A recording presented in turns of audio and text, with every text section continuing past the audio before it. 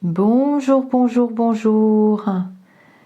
Aujourd'hui, j'ai envie de vous partager un texte déposé par Jacques sur le groupe Facebook Au-delà du spirituel, notre groupe Facebook.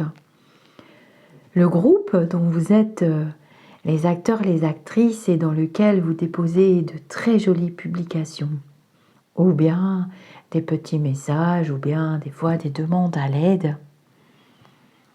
C'est comme vous voulez. Alors aujourd'hui, c'est un texte d'Yann Gagnon. J'aime beaucoup, j'avais déjà déposé des textes par écrit, mais je trouve que sous forme de lecture, les vibrations des mots sont importantes aussi. Alors ce texte s'appelle « Les passages difficiles ». Plusieurs d'entre nous vivons au cours de nos vies des passages difficiles, allant de la remise en question à la dépression, de la perte d'un emploi à la perte d'un être cher. Ces moments sont incroyablement souffrants, car nous avons l'impression que nous ne surmonterons jamais ce qui nous arrive, tellement cela nous semble difficile. Nous avons peut-être même tendance à nous laisser aller au désespoir, tellement nous nous sentons seuls dans cette situation, tellement ça fait mal et pourtant.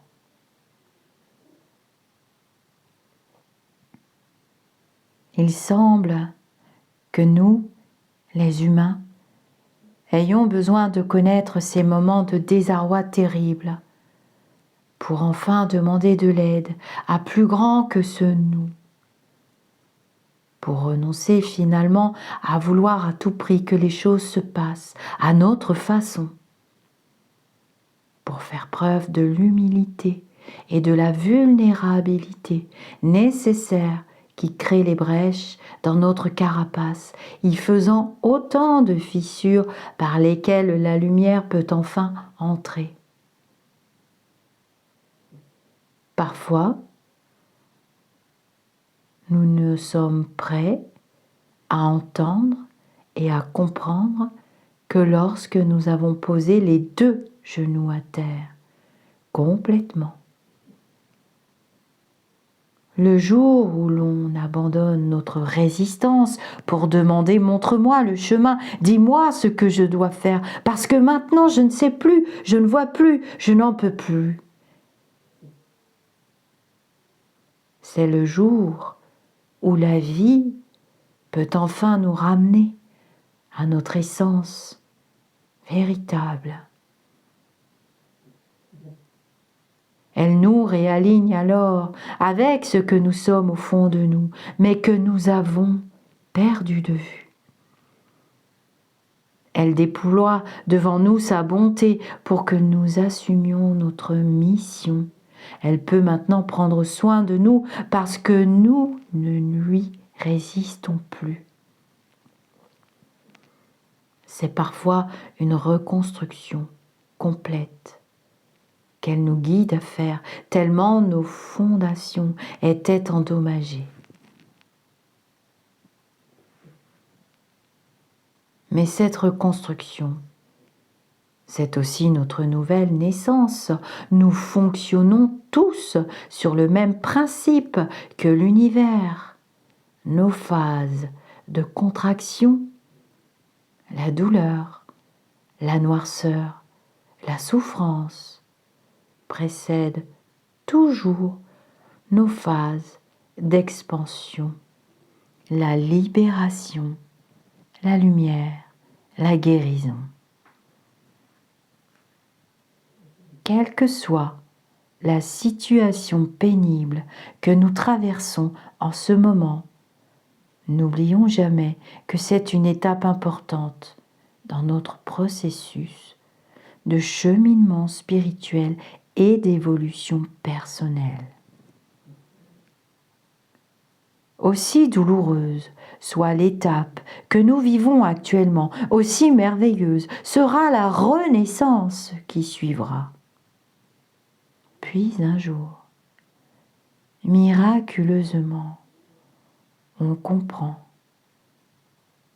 que nous ne serions jamais devenus cette personne que nous sommes aujourd'hui si nous n'avions pas connu cette souffrance. Ce jour-là, aussi incroyable que cela puisse paraître, nous sommes reconnaissants à la vie pour ces souffrances passées et pour la merveilleuse transformation qu'elles ont engendrée.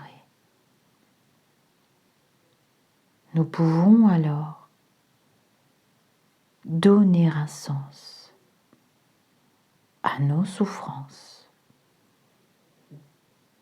Diane Gagnon.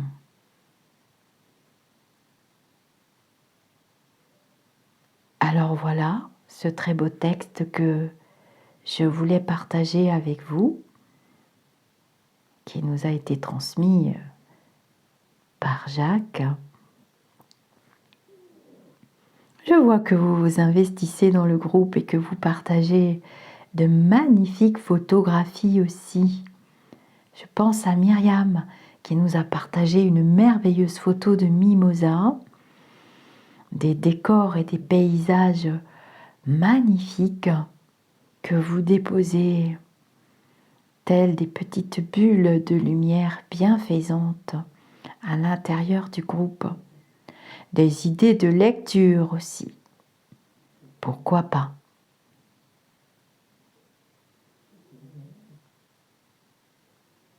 Des textes, des gravures.